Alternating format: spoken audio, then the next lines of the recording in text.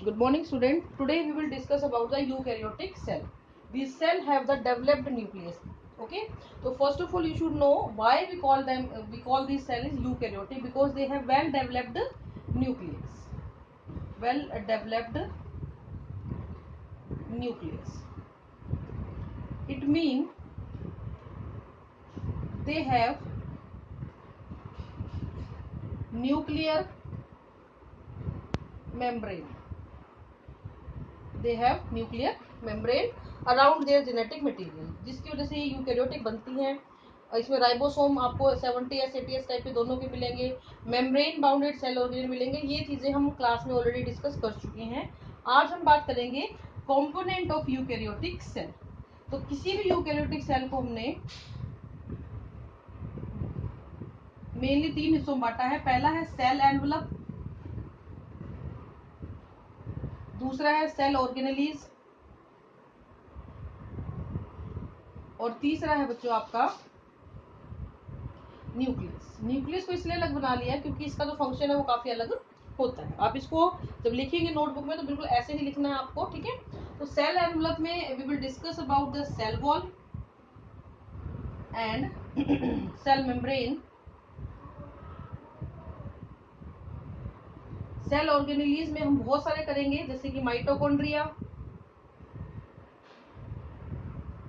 Chloroplast,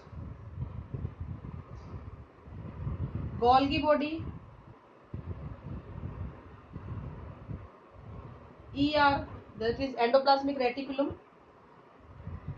vacuole के बारे में पढ़ेंगे हम लोग, एंड मैनी मोर, और बहुत सारे प्रोक्सीसोम, सेंट्रोसोम, इनकी हम बात करेंगे। न्यूक्लियस अपने आप में, ठीक है। तो इस तरीके से ओवरऑल हम एक लेआउट लेके चलते हैं किसी भी यूकैरियोटिक सेल को स्टडी करने का। हम बाहर से स्टार्ट करेंगे, सबसे बाहर से। एक चीज हमेशा ध्यान रखनी है कि प्लांट और एनिमल का एक बेसिक डिफरेंस है। प्लांट सेल और एनिमल सेल को अगर आप सबसे पहले अलग अलग करें या डिस्टिंग्विश करना चाहें तो आपको एक बात लिखनी होती है, plant cell have cell wall whereas animal cell do not have the cell wall. यानी प्लांट सेल के पास सेल वॉल होती है, एनिमल सेल के पास सेल वॉल नहीं होती है। ये बहुत इंपॉर्टेंट बात है बेटा, ये आपको ध्यान रखनी है। इसके अलावा प्लांट के अलावा जो है फंगी है और आपके जो बैक्टीरिया हैं, they all have cell wall. तो the question is who discovered the cell wall. तो सबसे पहले 1665 में रॉबर्ट हुक, आप पढ़ चुके हैं who discovered the cell. First question मैंने आपसे यही पूछा था जब सेल चाल चैप्टर स्टार्ट किया था। तो 1665 Robert Hooke discovered the cell. मैं बता चुकी हूँ कि जिन चीजों को वो देख रहे थे वो सेल डेड थी। डेड सेल में अंदर कुछ नहीं दिखता, सिर्फ आपको बाउंड्री दिखती है, that boundary was cell wall. Okay, तो उन्होंने सिर्फ बाउंड्रीज देखी थी और वो क्या देख रहे थे, वो सेल वॉल को देख रहे थे। सेल वॉल एक आउटर प्रोटेक्टिव लेयर होती है। It is a outer protective layer, ये सबसे बाहर की प्रोटेक्टिव लेयर होती है, यानी किसी भी सेल को किसी भी आउटर एनवायरनमेंट से बचाने का ये काम करती है। ये परमिएबल होती है, यानी कि इसके अंदर से चीजें बड़ी इजीली आर पार जा सकती हैं। ये सिलेक्टिवली परमिएबल नहीं होती है। इसमें क्या होगा, चीजें इजीली अंदर बाहर जा सकती हैं, ठीक है। पानी होगा तो पानी चला जाएगा, कोई भी चीज के अंदर से इजीली आर पार हो सकती है। ये बनी किसकी होती है, it is made up of polymer of glucose, या पॉलीसेकेराइड भी इसको बोल दिया जाता है, और उसका नाम होता है बेटा सेल्यूलोज। लेकिन किसमें, प्लांट सेल। तो ये चीज आपने ऐसे कैसे उतारनी है अपनी नोटबुक के अंदर कि जो प्लांट सेल है उनकी जो सेल वॉल होती है वो किसकी बनी होती है बच्चों, सेल्यूलोज की बनी होती है। फंगी की अगर हम बात करें तो फंगी की जो सेल वॉल होती है वो बच्चों किसकी बनी होती है, काइटिन की बनी होती है। इसी तरीके से अगर हम बात करते हैं बैक्टीरिया की, तो the cell wall of the bacteria is made up of peptidoglycan. इसमें एन म्यूरेमिक एसिड और N acetyl glucosamine, N acetyl glucosamine पाया जाता है जो इसको बनाता है। तो ये आपको इसलिए अलग अलग लिखवाया गया है क्योंकि पेपर में बहुत बार ये पूछा जाता है कि कैसे बनी हुई होती है। जब भी कोई एक नई सेल बन रही होती है, और खासकर जो प्लांट सेल अगर बनती है, तो उसके अंदर आपको पता है मेरिस्टेमेटिक टिश्यू सबसे इंपॉर्टेंट होता है। मेरिस्टेमेटिक सेल होती हैं जिनमें सबसे पहले एक प्राइमरी सेल वॉल बनेगी, ठीक है। एक प्राइमरी सेल वॉल बनेगी किसी भी सेल के पास। जैसे ये एक सेल है, तो ये इसकी क्या बन जाएगी बच्चों, प्राइमरी सेल वॉल। और इसके बिल्कुल पास में अगर एक और सेल है, तो इन दोनों के बीच में कहीं आपको एक और लेयर मिलती है। मैं ग्रीन पेन से इसको बनाऊंगी। इन दोनों के बीच में कहीं आपको एक और लेयर मिलती है, मिडल, इसको हम बोलते हैं मिडल लैमिला। क्या बोलते हैं इसको हम लोग, मिडल लैमिला बोलते हैं। ये होगी आपकी मिडल लैमिला। जब एक सेल बिल्कुल नई नई बनी होती है, बिल्कुल मेच्योर नहीं होती है, बिल्कुल सिंपल है, नई बनी है, यंग सेल होती है, तो मिडल लैमिला की उसमें आपको दो एडजेसेंट सेल, एडजेसेंट मतलब होता है बेटा आसपास की जो सेल होती है, ये क्या आपको मिलेगी, यहाँ पे बीच में मिडल लैमिला बनेगी। और ये जो प्राइमरी सेल वॉल है, ये तो मैं आपको बता ही चुकी हूँ किसकी होती है बच्चों, सेल्यूलोज की।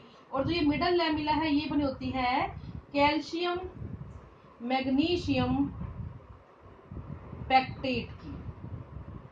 किसकी बनी है बच्चों, ये कैल्शियम मैग्नीशियम पैक्टेट की। ये क्यों लिखवाया जा रहा है, क्योंकि जो है आपके पेपर में ये बहुत बार पूछा जाता है। इसके बाद अगर हम बात करते हैं मैच्योर सेल की, तो उनके अंदर बेटा एक और वॉल बननी शुरू हो जाती है, जिसको हम लोग बोल देते हैं सेकेंडरी वॉल।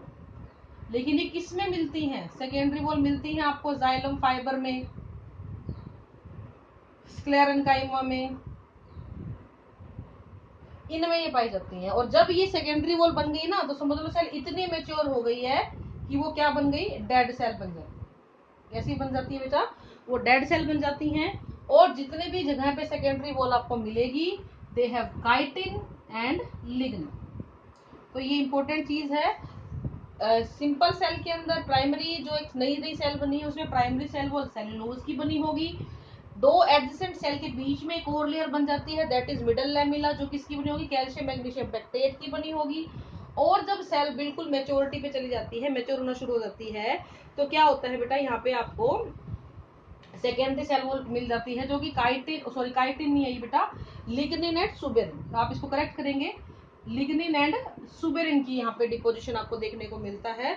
और जैसे ही लिग्निन और सुबेरिन यहाँ पे आते हैं, आपकी सेल जो होती है बहुत ही ज्यादा डेड हो जाती है। लिग्निन और सुबेरिन की वजह से सेल इम्परमिएबल हो जाती है। मैं एक चीज आपको समझाना चाहूंगी, परमिएबल और इम्परमिएबल वर्ड का मतलब क्या है। परमिएबल का मतलब है किसी चीज के आर पार चीजें चली जाए, आर पार चीजें ट्रांसफर हो जाए, दैट इज परमिएबल। एक चुन्नी लिया और उसको पानी उसके अंदर से पार करवाएंगे तो इजीली पार कर जाएगा। लेकिन एक कांच की प्लेट ली और पानी आर पार करवाओ, नहीं होगा कभी भी। तो चुन्नी जो है वो परमिएबल है क्योंकि पानी आर पार हो गया, और जो कांच की प्लेट है वो परमिएबल नहीं है, इम्परमिएबल है, क्योंकि उसके अंदर से पानी आर पार नहीं होता है। इसके अलावा एक इंपॉर्टेंट चीज और होती है, that is known as plasmodesmatal connection. Plasmodesmatal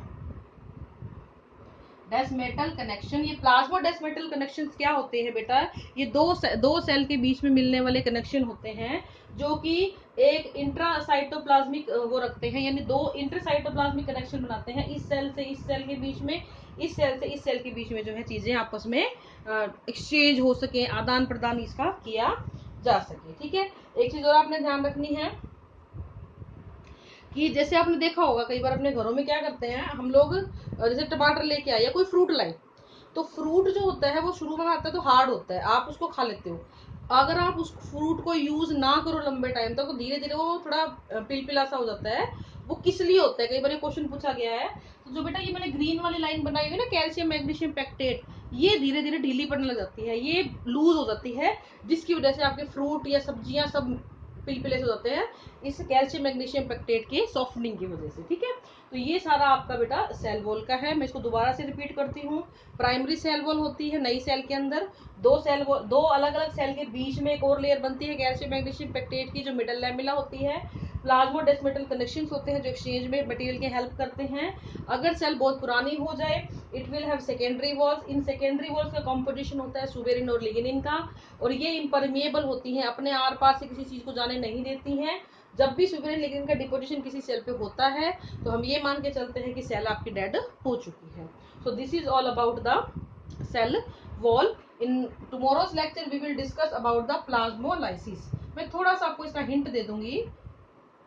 plasmolysis ये एक स्पेसिफिक फीचर है जो किसी भी प्लांट सेल के अंदर आपको देखने को मिलता है, जिसमें एक सेल जो है, सेल वॉल क्या रोल प्ले कर रही है।